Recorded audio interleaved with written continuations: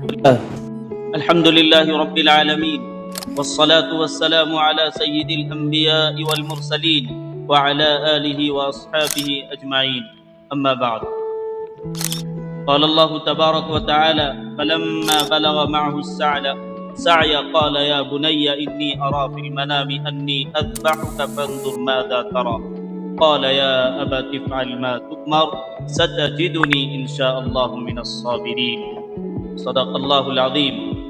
میرے محترم بزرگوں اور بھائیوں، آج ہم ایک ایسے عظیم واقعے کا ذکر کریں گے جو قیامت تک آنے والے مسلمانوں کے لیے ایمان، اطاعت اور قربانی کا سبق ہے۔ یہ واقعہ حضرت ابراہیم علیہ السلام اور ان کے بیٹے حضرت اسماعیل علیہ السلام کا ہے۔ قرآن میں یہ واقعہ اللہ تعالیٰ قرآن مجید میں فرماتے ہیں فَلَمَّا بَلَغَ مَعْهُ السَّعْيَ قَالَ يَا بُنَيَّ إِنِّي أَرَى فِي الْمَنَامِ أَنِّي أَذْبَحُكَ فَانظُرْ مَاذَا تَرَى قَالَ يَا أَبَتِ افْعَلْ مَا تُؤْمَرْ سَتَجِدُنِي إِنْ شَاءَ اللَّهُ مِنَ الصَّابِرِينَ۔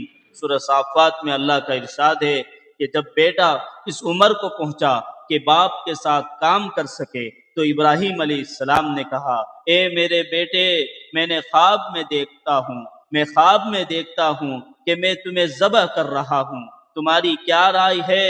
بیٹے نے کہا اے ابا جان، جو حکم آپ کو دیا گیا ہے وہ کر دیجئے، انشاءاللہ آپ مجھے صبر کرنے والوں میں پائیں گے۔ اللہ اکبر۔ واقعے کے منظر کشی تو دیکھیے، ذرا تصور تو کریں۔ ایک باپ بڑھاپے میں ملا ہوا اکلوتا بیٹا، ایک اکیلا بیٹا، اللہ کے طرف سے حکم آتا ہے اسے اللہ کے راہ میں قربان کر دو۔ یہ کوئی عام آزمائش نہیں تھی، یہ ایمان کا امتحان تھا۔ حضرت ابراہیم علیہ السلام کی اطاعت تو دیکھیں۔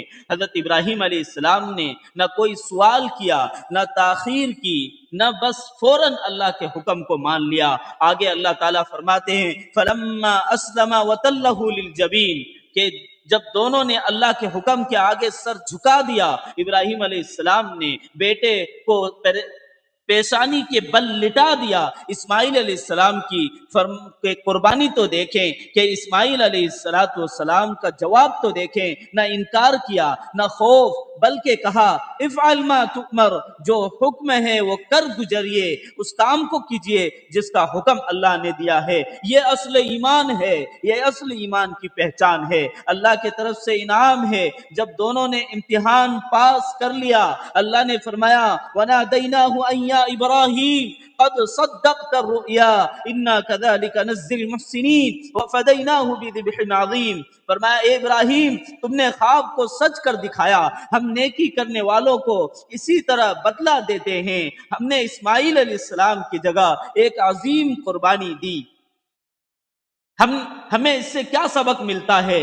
کیا اللہ کے حکم کے آگے سر جھکانا، اللہ کے حکم کے آگے سر جھکانا، اپنے سب قیمتی چیز کو اللہ کے لیے قربان کرنا، اولاد کی صحیح تربیت دیکھیں، بیٹے کا جواب کیا تھا، صبر اور یقین تو دیکھیں۔ قربانی کا اصل مقصد ہے، اللہ فرماتے ہیں لن ینال اللہ لحومها ولا دماؤها ولکن ینالہ التقوی منکم۔ سورہ حج میں اللہ کا ارشاد ہے اللہ کو نہ گوشت پہنچتا ہے نہ خون، بلکہ تمہارا تقوی پہنچتا ہے، تقوی۔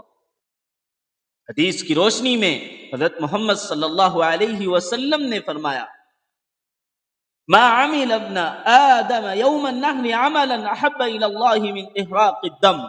قربانی کے دن اللہ کے نزدیک سب سے پسندیدہ عمل جانور کا خون بہانا ہے، خون۔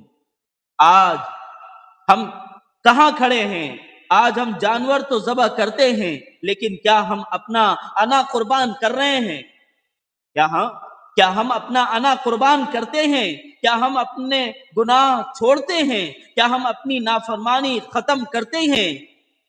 محترم بزرگوں، دوستو، اگر ہم واقع قربانی کی روح کو سمجھنا چاہتے ہیں تو ہمیں چاہیے کہ اپنی خواہشات کو اللہ کے حکم پر قربان کریں، اپنی زندگی کو سنت کے مطابق بنائیں، اخلاص کے ساتھ عبادت کریں۔ اللہ تعالی ہمیں حضرت ابراہیم علیہ السلام اور حضرت اسماعیل علیہ السلام جیسا ایمان عطا فرمائے، آمین، اور ہماری قربانی کو قبول فرمائے۔